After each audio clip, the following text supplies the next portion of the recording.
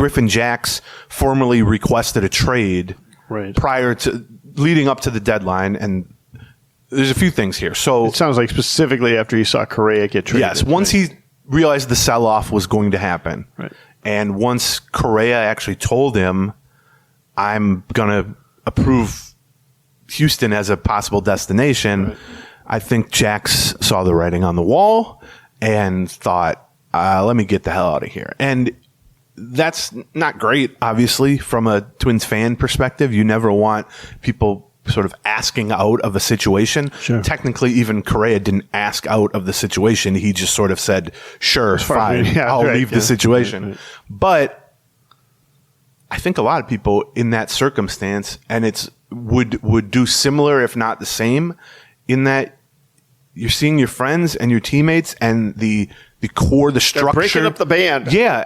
Jax didn't want to be put in that situation.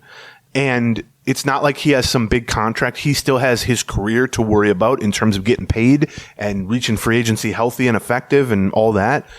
And he's 30. I mean, he's 3 years older than Duran because he got such a late start. Coming out of the military, he was in the Air Force, and then also just his progression towards this point was very atypical. Like he just wasn't anything at 26, and at 30, he's very valuable. Right. So, according to Dan, who did excellent reporting on this, I felt, and I don't like to give Dan compliments about anything.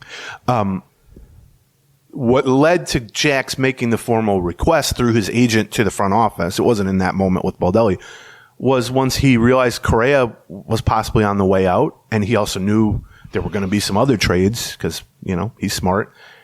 He said, why do I want to be here for this teardown or this sell-off or whatever? But here's what I'll say and add to that.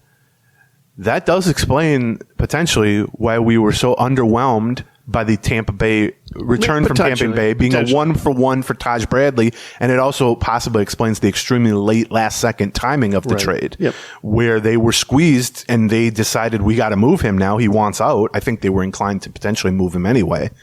So that explains why it came in right under the wire, and it explains why everyone that I've talked to, not that people don't think Taj Bradley has some upside, but as a 1-for-1, I think that struck people as like a little off. Yeah, right. And so this could potentially explain some of that.